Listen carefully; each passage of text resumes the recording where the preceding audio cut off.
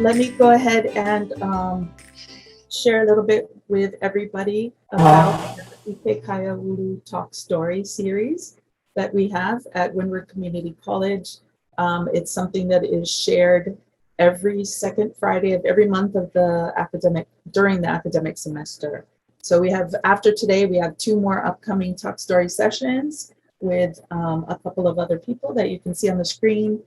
Kokua Hawaii Foundation and Dancers Unlimited, which is something I'm looking forward to. But without further delay, let me go ahead and welcome all of you to our today's talk story.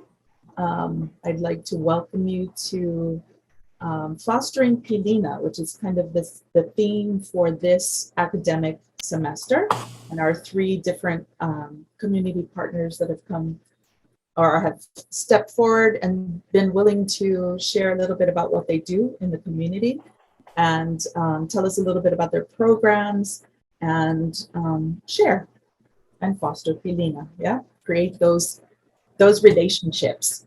So let's go ahead and let me introduce you, and she can take it and run.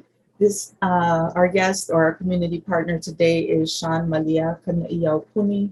She is the CEO of PIDF, Partners in Development Foundation. And as you read on the flyer that drew you today to come, we're asking the question, how do we serve Hawaii's families while living Hawaiian values? Sometimes those things don't connect up, and sometimes they do. So how do we do this? So let me go ahead and turn it over to Shawn and let her take it away. Thanks, Shawn. Oh, thank you, Noi. Thank you for that nice introduction. And aloha mai kako, o Shawn Kanaʻiaupuni no pupukea mai au, no hoʻau ma kailua, just down the road from you folks. And I've been at Partners in Development Foundation as the po'o there for about 2.5 years. Started on April 1st, 2020, right when everything was blowing up with COVID. And so that was a fun transition to, kind of help the organization move into virtual learning throughout all of our programs and all of our communities, and also remote work. So it's been really a wonderful blessing to be able to start to come out of that now and return to in-person programming. I think the last of our programs to return in person is October 1. And so people, our families and children have been just very joyful and hugging the staff when they come back and really appreciating. Seems like it's a much more special thing to be able to come back in person now. We're just so much more grateful for that seemingly everyday occurrence. But yeah, I'm happy to be with you here. And I have a couple of our staff from other programs that are also Windward Community Serving, and I wanted to give them a chance to introduce themselves, and would also love to know who's in the room and hear from you as well. So I'll turn it to you, Bonnie. Aloha, everyone. My name is Bonnie Grimmel, and I'm the project director with Napono no na ʻohana. We're located here in Waimanalo. And hi, everyone. I'm Brittany Pescaya. I'm the community resource specialist here at Napono no na ʻohana, and we are in, did you say Waimanalo? Yeah. Hi, everybody. Aloha, I'm Celeste. I'm the interim project director at Kupaʻaina, which is right below HYCF at Olamana. So we'd love to, is it okay, Noi, if we just go around the room? I see a few other people. Sure. How about Jody? Makana, you want to share a little bit about you? Okay, so my name is Jody. I guess what drew me is I was before working in the nonprofit sector for 12 years. So when I saw you on, I was like, oh, okay, let's check you out. But I am serving as the ADA coordinator for Winley. Aloha kako, my name is Makana. I do student academic support here at Windward Community College, and I'm really excited to be a part of this series and just to really learn more about your community engagement and basically how it aligns with Winwood Community College. So I'm really excited to be here. Mahalo nui. Aloha, I'm a student of Kumunoi's, and I am also living in San Francisco, but I'm Hawaiian and I teach. I have a child, and I also do teach keiki classes here for hula, and so loving to just be in community and learn from you all, and definitely stick with living with the Hawaiian values and trying to serve Hawaii families that are over here. Yeah. Awesome. Thank you, Jazz. Mary Jane? Sorry, just having a bit of trouble unmuting myself there. Yeah, I guess I'm an actor and a writer, and I'm writing a project that's based on Oahu, and I've come to live here to listen to what Hawaii wants to say in that project. I came to Hawaii in 2007, and it was a very different environment. And this time I thought I really need to properly engage with the culture and learn more about what Native Hawaiians have to say and all of that. So that's me. Awesome. Nice group of people that kind of run the gamut of how they are thinking they might connect with our community partner and what the programs are that you run, Shawn. Okay, great. So, and then we already met David with Media Services. So mahalo David for helping. So yes, we're Partners in Development Foundation. You know, we're here to serve low-income, remote, rural families, and we've been around for about 25 years. This is our 25th year that we're celebrating in existence as a local Hawaiian organization that started off with about 9 people, you know, some 20-something years ago, and now has grown with 10 free programs that we deliver across the state, and somewhere between 230 and 250 employees.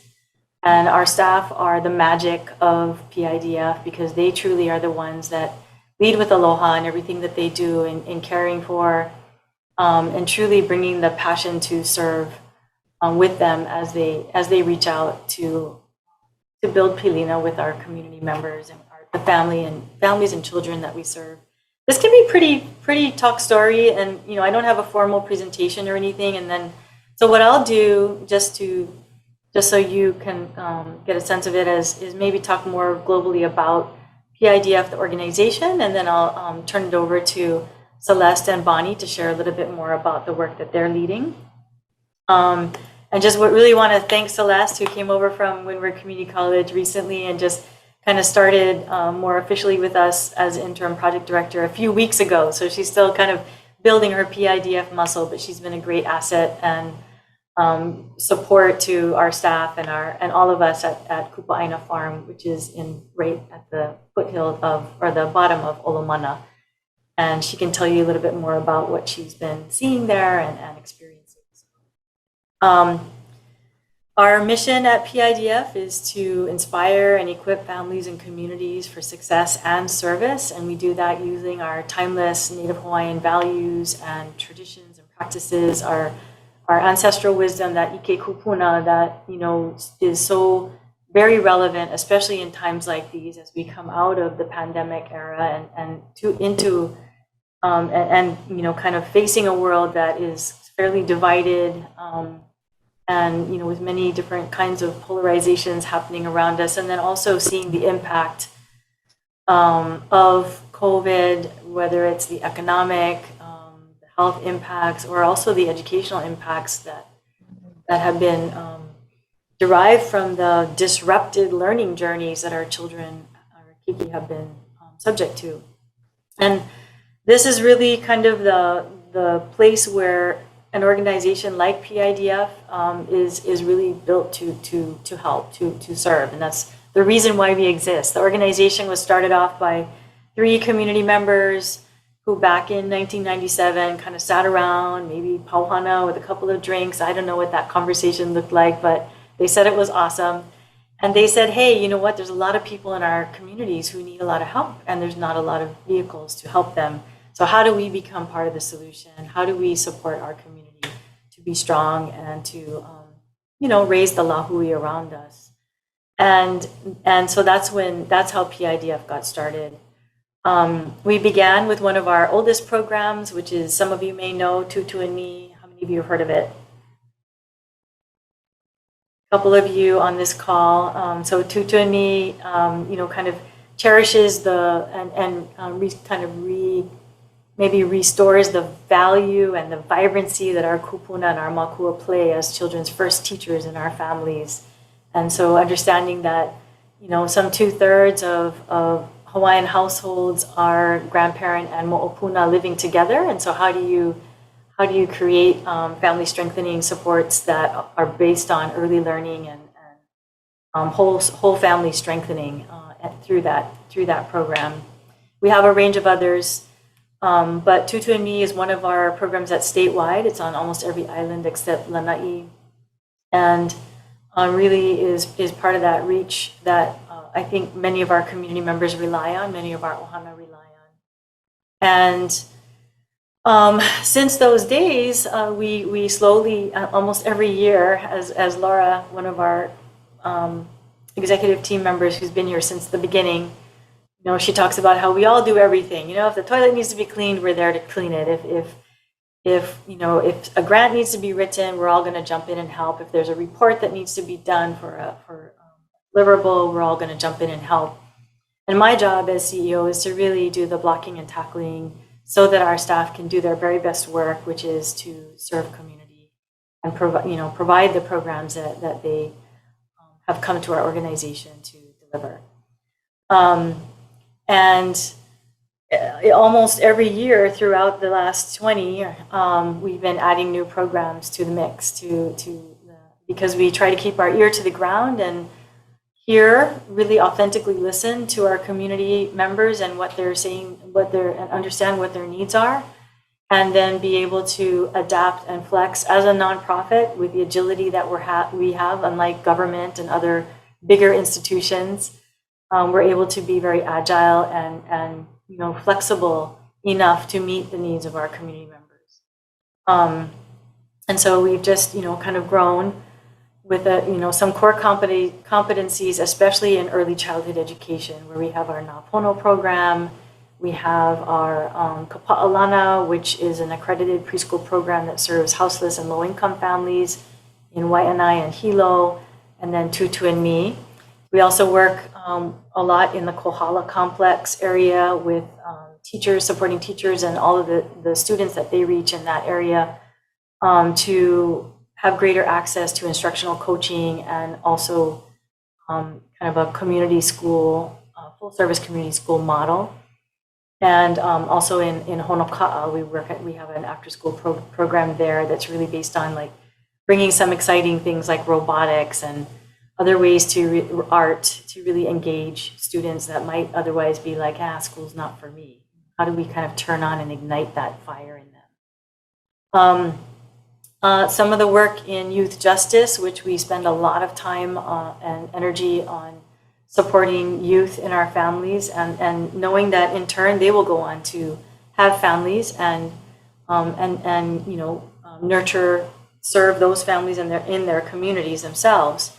Our Project Pilina program, which Bonnie used to be associated with when it was called Hui Ho'omalu, supports a really important need in foster care because over half of our children in foster care, the 1,500 or so on any day that are in foster care, are Native Hawaiian. And so it's a really important job that we take seriously to recruit and train Native Hawaiian and other local households that will be able to be a home for those children while they are separated from their families of origin, with the hope that they'll someday reconcile and be whole again with them.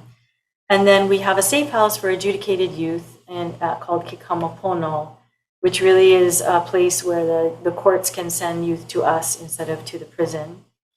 And then we have our Kupaʻaina farm, which Celeste will tell you a little bit about. But really, every one of our programs is driven by, some of the data that's out there. We try to be very data oriented and also very accountable. And we've been able to kind of get past the technical requirements of applying for federal grants. And so we've had some successes there. And that's helped us build a really strong record of to demonstrate how, as a Hawaiian organization, we can handle scaling up and yet being responsible and accountable for high quality with the data and metrics that show evidence of that. But always in service to community first, and putting our own needs sometimes aside to meet those needs. So let's see, that's a little bit about us. What else can I talk about? I think I'm gonna maybe any questions so far from you, Noi, or anyone, Jazz, Jody, Makana, Mary, before I turn it over to our staff to talk about some of their programming. I guess I'd love to ask a question. Sorry that my video's not on, by the way. It's a bit crazy in here. It was just to ask, would it be possible to know some of the, without ruining any sort of confidentiality or anything like that about people, would it be possible to know some stories of how those amazing programs that you're doing have helped individuals? Is that something that it's possible to share? I can tell you a little bit. I'm echoing. I can share a little how one of the title of our talk is about living values and how do we live our values. So the values that and we like to think that our values come first. When I applied for this job, for example, they talked to me a lot about how I could represent and embody the values of the organization. That was a really important part of what they wanted to see in a new leader. And so our 5 core values are aloha, mālama, lokahi, pono, and po'okela. And I'll give you a couple of examples about maybe how we live those. I was just at a new hire orientation where we welcome our staff, and one of the things that we like to do is talk about those values. And Uncle Aaron Mahi, if any of you know him, he's a treasure in our community. He does a much more in-depth version of this, but one of the examples that I saw walking into the organization a couple of years ago, an example of Mālama is in the way our early childhood education programs like Kapa'alana, like Napono, have stepped up during COVID and in other times of need to support hungry families, realizing that if children and families are coming to the learning platform or to the hale where there's group activities going on and they're hungry and they have hunger in their bellies, they're not going to have their minds focused on learning. So we support hungry families by providing thousands of boxes of food for a few years now, especially with COVID, hundreds of thousands of boxes distributed to the community. And so to me, that's an example of how we mālama, above and beyond the early childhood education that we're funded to do. We see commitment to po'okela, which is excellence in the innovations that we're always striving for. We try not to rest on our laurels and become complacent with this is how we deliver a program and that's the way it is. If you don't like it, that's the way it is. But by saying how do we need to evolve and shift, and certainly seeing all of our early childhood education programs pivot to virtual. You couldn't have imagined, family strengthening early childhood happening virtually before COVID, but it really actually did. I was on Zoom and I got to see those little faces and their makua hanging out with them and singing the songs. And even in our foster care programs, from the in-person kind of high-touch recruitment sessions to now on virtual, and actually seeing more people able to attend them because they were virtual. So that was kind of a cool thing. And we'll be learning from that and taking those lessons learned and continuing forward to maximize what we've been able to do. But really mostly being very reflective of the need to be steadfast in our commitment to families as sometimes the only line of connection that they had during the highly isolating times of And then, I like to think that when I look at our leaders and our supervisors, like Celeste, like Bonnie, like Brittany, that commitment to lokahi, to balance, and every day as an organization, and working to find ways to bring our staff together in balancing minds, bodies, and spirits, understanding that mental health is really important, finding ways to support and enhance their lives with meaningful work that really impacts families positively. Sharing a clear story about that.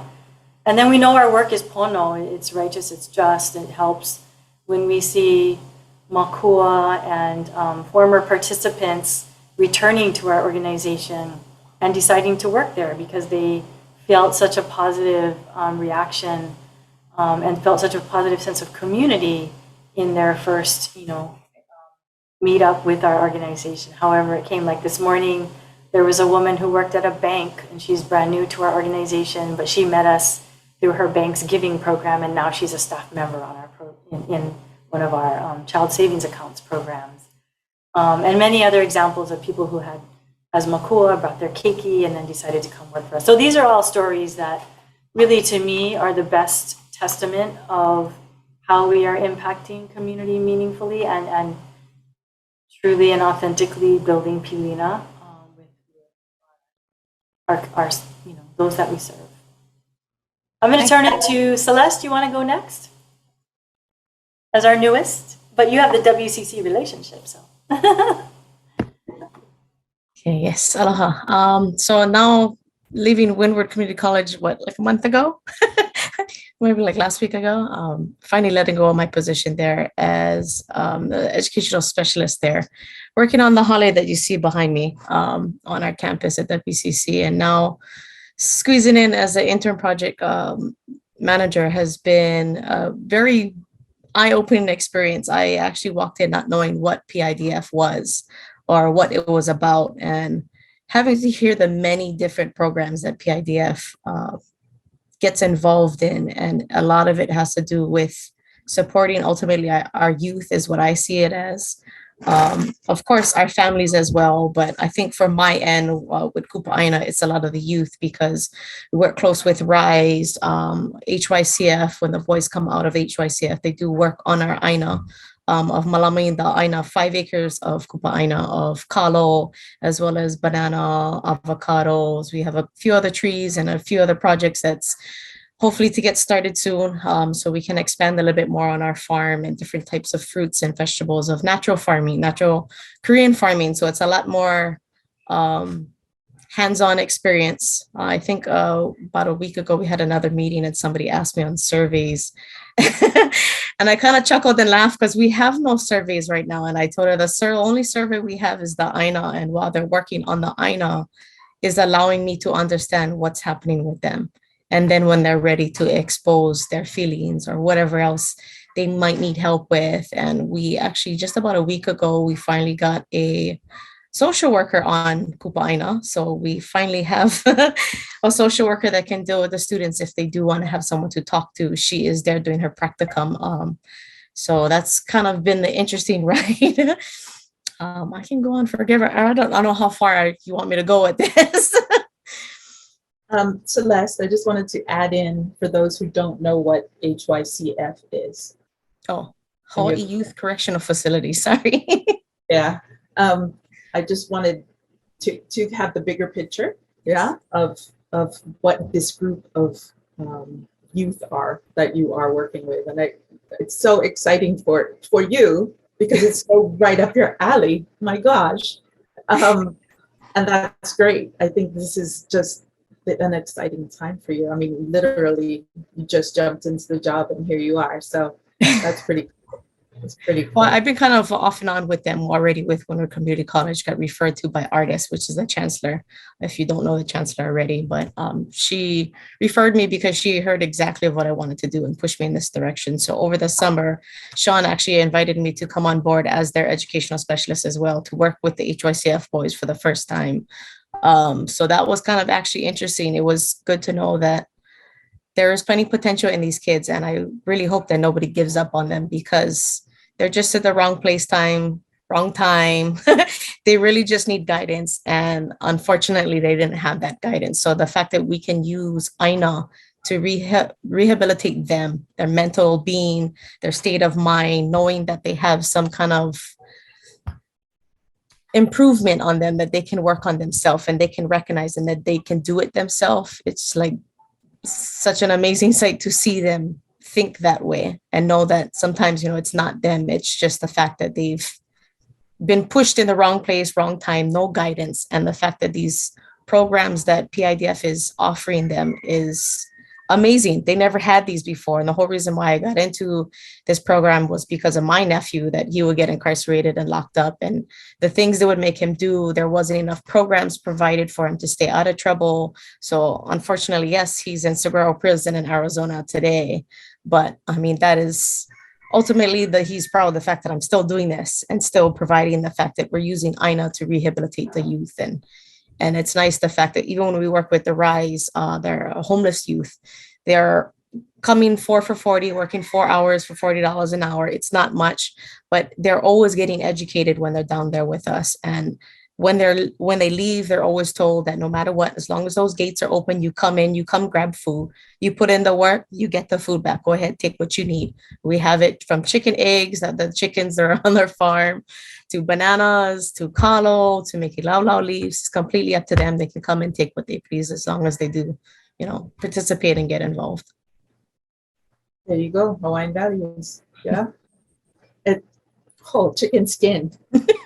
So cool. It is cool, and it was really cool to be able to match Celeste up to, just an area that we, was a critical need for us, and then to know somebody that really had a passion for that kind of work, exactly, what I was talking about earlier. The nice thing, too, is that we're part of a collaborative that really is about supporting more healing modalities of treatment for young people that have gotten into trouble and struggled with various sources of trauma or conflict in their lives that have led them to make, sometimes making bad choices and sometimes just getting stuck in the wrong places, like Celeste said, in the wrong situation, and not knowing how to get out of it, not having the mentorship or the role models or the examples that, they could have turned to, and giving them another shot and really creating an indigenous place, pu'uhonua, a sanctuary where they can kind of get away and have the time to reflect, restore, heal, experience, learn. And so we had delivered an early college course, because we have Olamana, Alternative Education School, on our campus as well. And they sent they had a class on Kalo culture. That's actually where we first met Celeste. And that was taught by Aaron Mahi and Zach Huang, who is also one of our farm manager and project directors. And it was a really cool thing because they took such great pride in learning about Kalo, and they were earning college credit at the same time while they were doing stuff on a farm. So how awesome is that? So, I'm wanting to see more examples like that. Wonderful. Any questions for Celeste before we turn it over to Napono? And Shawn, I don't think you noticed this, but I know you know that batch that's right near the tent area, that it was kind of infected with aphids.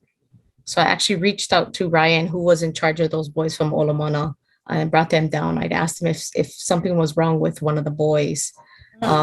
He said, "Oh, no, I think they're all good." I said, "I don't think so. I think you got to check on one." Because literally to us, it's like, if you're going to plant on Aina, they're literally going to be stuck with us for 12 months because Kalo doesn't harvest till 12 months. So you can actually see the changes in the Kalo.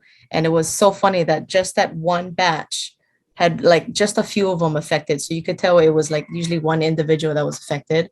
And so Ryan is going to actually follow up to see what happened to one of the boys, because he hasn't heard nothing from him. So he said he was kind of worried about him too. So it's funny how we could use Aina as like an eye opener of watching. And then one of the boys from HYCF came back down, and he actually looked at the Kalo patches that they planted, and he goes, "Oh, Auntie, it looks real nice." And I said, "Yeah, that's how I know you guys are okay without visiting me." It's just, so it was just really cool to share that, like, Aina moments. And people don't realize that when they plant with us, they literally are stuck with us for 12 months until we harvest them. Yeah, beautiful. story. Awesome. Thank So you. Bonnie, you want to share about Napono? Sure. And Brittany? Yeah. Welcome. So Napono has been in the Waimanalo community for over 20 years. And just one of the questions that came up, I can tell stories about participants. We have currently, I want to say 5 or 6 staff that were former participants. Our newest staff, she had her five children in Napono, and now they're all in school, and now she's working for us. So it's pretty amazing in that way. So there's different components that we have. We have parents and children together. That's our early education, 0 to 5-year-olds with their parents or grandparents, and that happens twice a week. We have a parent education that is focused on Hawaiian values and helping prepare children for school, helping parents to prepare children for school. We also have 5 tutors that are at Malama Honua School to assist the teachers for any keiki from K to 6 who need extra help, individual tutoring, group tutoring. And then we do monthly food distribution. We actually just had our monthly yesterday at the Waimanalo gym, and our adult ed and outreach are run by Brittany here. So I'll let you share. Oh, hi everyone. We have an adult education component, which is helping community members in Waimanalo get their GED or their high school diploma equivalency through the HiSET or GED. So we're able to help and support them to get their diploma and support them on the outside with their families and anything they need. And then we also have our outreach, which we do monthly, and we go to the houseless populations and give food, hygiene, just things they need once a month. We're able to do that. And then, can I show about this one? And then we just recently this month opened a Napono Center, which is like a storefront resource center for the Waimanalo community to come and get resources, whether it's support, applying for their food stamps, support, getting access to housing, clothing, anything that they need. They're able to come to the center and get those referrals, get help, get support from Napono. And something exciting that I wanted to share is that the Hawaiian values are so important to Hawaii, but each community has kind of their own thing. And how exciting for Oahu, for Hawaii, that we have a program in Waimanalo specifically. And I was sharing with, I live in Kailua, but you take a step into Waimanalo and you can just feel it. You just feel that love, that passion, a community that is like no other.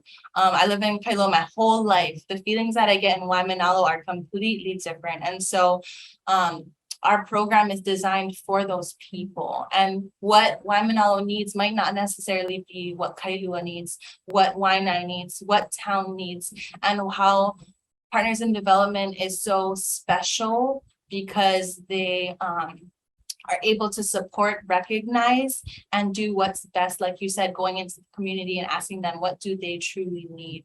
And so it's exciting to be partnered with a program that's so special because it is for Waimanalo and for the community. But however, we are open to, more. If people call us from Kailua and Kaneohe and they need help, we are all welcome and open doors. But our other idea to kind of give background is that our programs is like a full circle, and everything I learned from PIT, Partners in Development and Shawn and Celeste is that it's like a circle. We help the keiki, who help the adult, who help their parents, their mokua, who help their kupuna, who help their keiki, and it's a circle. And if we're not engaged in that full circle, that there is not as much impact.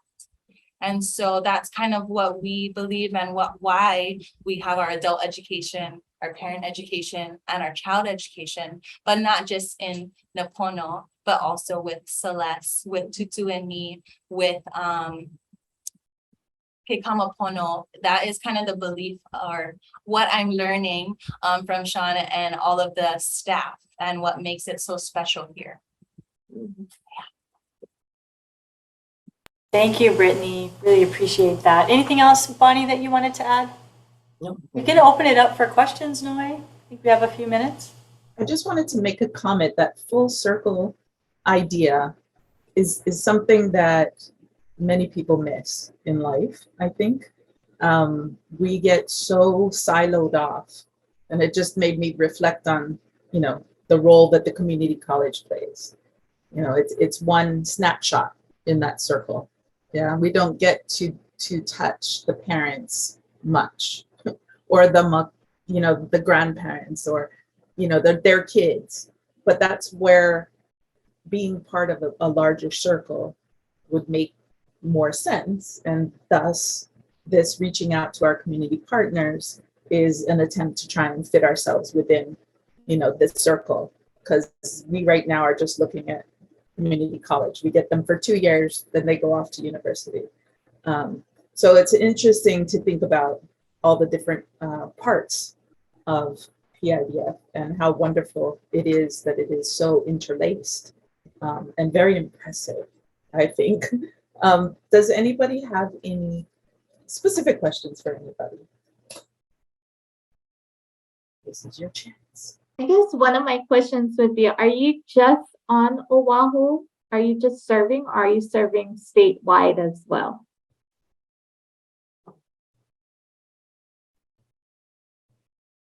Statewide, Tutumi is statewide. And as Shawn had shared too, we have program in Honoka'a and Kohala. Right. Napono is just in Waimanalo, but other PID programs there are statewide. Project Pilina with the recruitment of foster homes, that is statewide. It's funny Thank because you. I've known some of these programs and never knew that they were part of PIDF. Yeah. So it's a funny Yeah. thing to now find out there is a larger umbrella over everybody. There was a point in my life where I was in need of and declared homeless for a period of time, and it was kind of a shock to the system, right? When it was after the fire at Marco Polo, and we had nowhere to live. And so it's interesting to now kind of reflect back on that time period and how it felt, and how we needed services. And it was Salvation Army that stepped up and took care of a lot of people. But some of the programs that you've mentioned, I was like reflecting on that time period. That was 5 years ago, because it was 2017. And it's interesting to think about how interlaced, and it's partly because of what Shawn has said, 25 years this organization has been in existence. And imagine adding a program every single year. I think that that's an amazing statistic. One thing that Shawn, you said was the whole family strengthening, of kind of seeing how if you strengthen the whole entire family, and it kind of goes back to what Britt was saying too, if you can strengthen the whole family, it just makes you completely and whole and much stronger and able to make impact with organizations. Mary Jane, did you have any questions, or Jazz? No, I'm good. Thank you for sharing that as well. What a scary time for you. Yeah. And I had never thought, sorry, obviously I do have something to share, but I had never put the word community into community college to realize that this is what it meant. So it's really admirable. And I'm just so impressed by all of that. It's really incredible stuff. Thank you for sharing it. Yeah. Community and community college. It does get lost sometimes when it gets sucked into the university system. Sometimes the word community gets lost in the ivory tower. So community college it's an important thing to community. How about you, Jazz? I know you mentioned when you introduced yourself that you have interest in, or you do educate young ones. Maybe you have a question about what is Tutueni? Have you heard of it before? I haven't. I'm on the website actually. I'm looking at all of the resources that are already on here. There's a lot. I'm looking actually at some of the ʻohana activities, resources that are on there. and I'm excited to just see what what other resources you guys have actually. Yeah, we do a lot of, we have a lot of social media and try to keep an active presence on Instagram and Facebook, and we're constantly sending out, you know, tips for ʻohana caregivers. And, you know, it would be great to know that somebody like you is on the other end and using those resources and, you know, availing them and then sharing them with other people who would find them helpful. Yeah, and I also do work in education. So this is fills my heart very much. Like, I'm like, oh yes, mahalo for everything that you do. I think we have Awesome. another PIDF candidate right there. I know, I think so. Yeah. Jazz and Mary Jane are part of our Hawaii Loa program. And the Hawaii Loa program reaches out to those mainly on the continent, but also outer islands, Hawaiians that want to reconnect their culture, and at the same time they're getting their bachelor's degree in Hawaiian studies. And muted. Shawn is cutting grass. I'm trying to look for the video. A video that I wanted to show you, but while you're talking, so I'm kind of looking for it. Anyway, so the Hawaii Loa program, many people from all over, in fact, as far away as the East Coast as students, and many of them are wanting to reconnect with their Hawaiian culture. And so it's really cool to have this program. And many times, well, they're my students, and so many times they're coming to these Ike Kaiaulu talk story sessions and meeting with people from our community. And I've had people in the past who have come to this talk story series, and then when they're on island, they go and meet all of the people that they met in these, you know, talk story sessions in person. So that's kind of cool. So now you know what you have to do when you come, Jess. Reach out, go to Waimanalo, go see Celeste. Yeah, in fact, I think it was one of your other talk sessions that I actually got in close contact with Uncle Dean from Ho'oku'aina. Yes. So mahalo for that.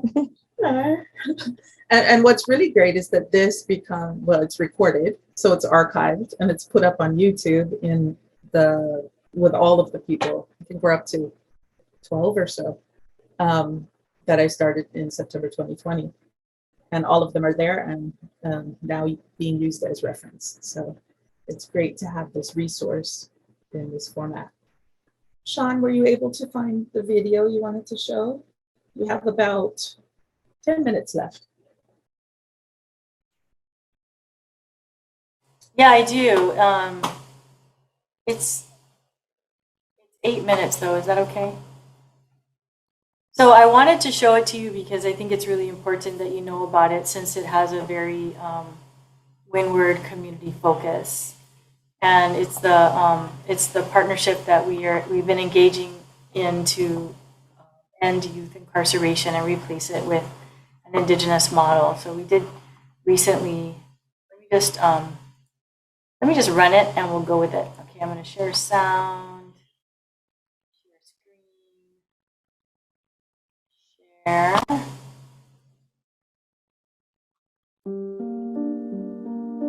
Is it okay? The profile of the current child that we have at Hawaii Youth Correctional Facility is really a child that has come in off the streets, that has been out of school for at least a year, at least 4 to 5 years behind where he should be in terms of grade.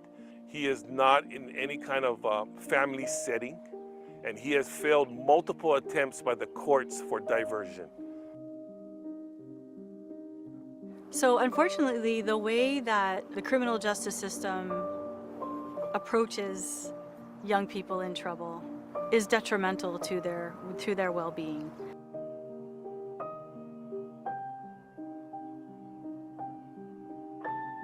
There's no research showing that putting kids in a prison cell is going to create a better human.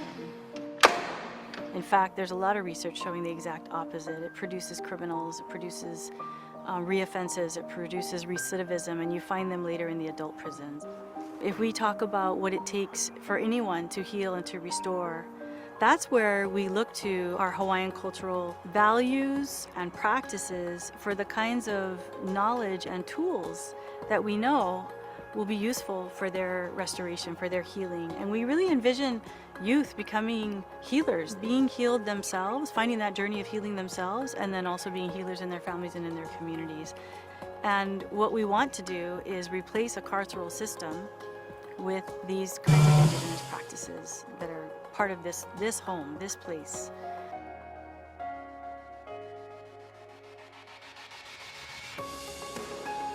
In our ancient society, we talk about a pu'uhonua, or a sanctuary, where people could go to get away from the issues, or to help change the behaviors that they may have that everybody else has issues with. This is what we're trying to create here. And in the pu'uhonuas of old, they had what they called kauhales, or houses that specialized in certain things. Yeah. And so what we were able to do here to try to recreate the past is that every program that's on property is a specialty, is a gift, yeah? That every child can go through each one and learn.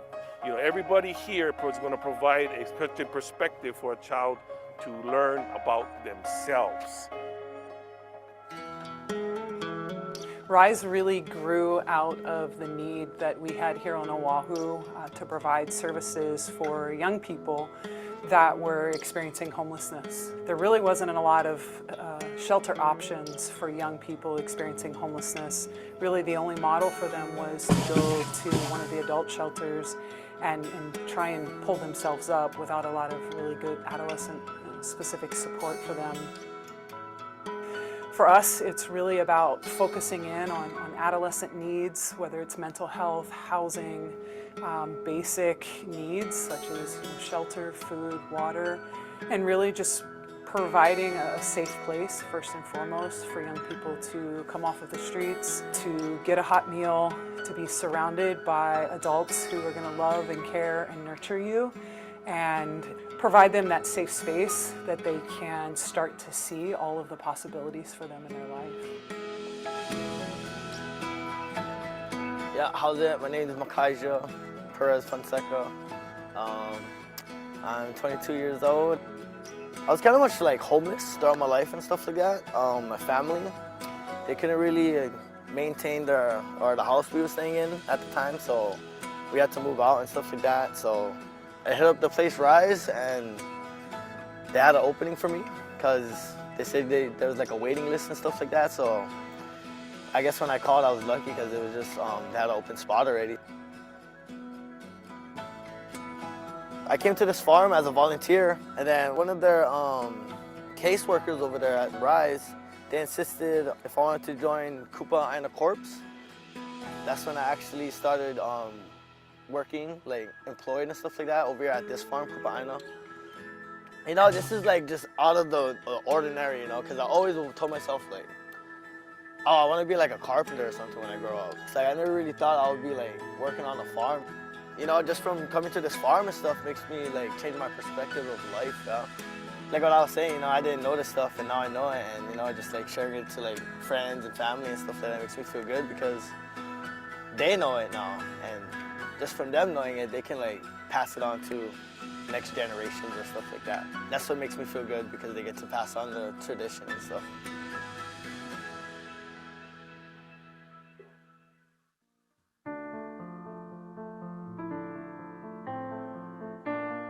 Kinaʻiaupuni was established to raise the level of livelihood for our people here.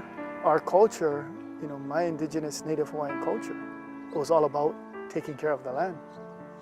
So if you know that the land doesn't need us, but we need the land, then you'll know you'll always be dependent, and that makes you humble. That makes your ego go away for anybody that ever said they were independent. And that's where it starts. Well, the real definition of Kinaʻiaupuni is to extinguish pain. Just taking a drive here is already Kinaʻiaupuni, you know what I mean? Like, just the view and everything is already extinguishing the pain. So when you come here, you come here to work.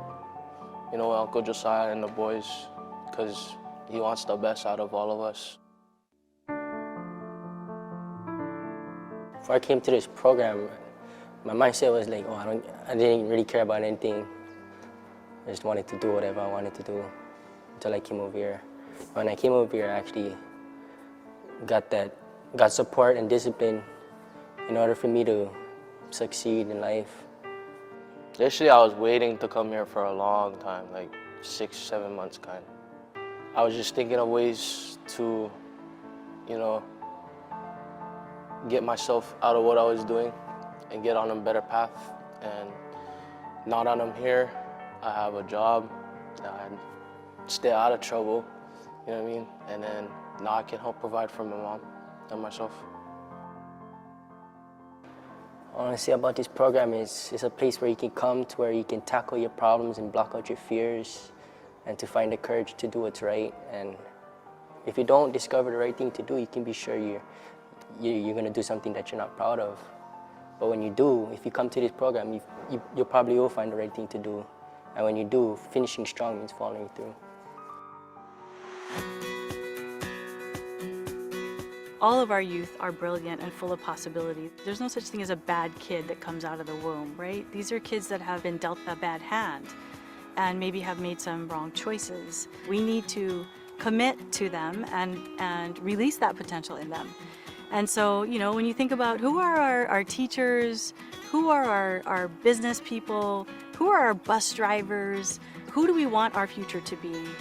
And our job here really is about helping and supporting our youth to find positive pathways. They're going to contribute to the community no matter what.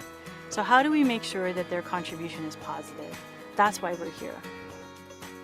This idea of bringing community together and state agency is not meant for these children to be here, but to move them forward to be successful in our communities and to take what they've learned here back to their families, back to their communities.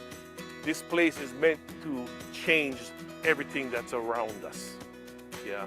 And so with that power and that mindset involved, that's what we hope to do, is to cause systemic change and cause change in our society, that there is hope.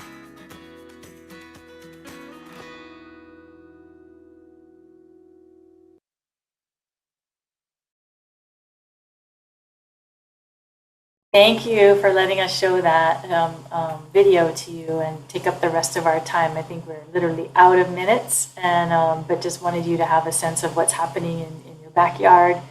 In WCC, we look to you to continue being part of our work. That's so awesome. I think that actually was what needed the icing on the cake. I think that was the perfect thing to show, because I think it gave face to all the things we were talking about prior. So I appreciate you sharing that. Yes, and we are out of time. So I want to thank everybody. And I'm sure that if you have further questions, give me an email and I'll forward it on to Shawn and the team, and we can. Yeah, send it to Celeste. Yep. All the hard ones to her. All the hard ones. Thank you so much for coming, all of you. And thank you, everyone. Everybody. Mahalo. Nice to meet you, Jazz, Jody, Mary, David. Hey, see you, Britt, Celeste. Bye, Noi. Aloha. Ahui ho. Ahui ho.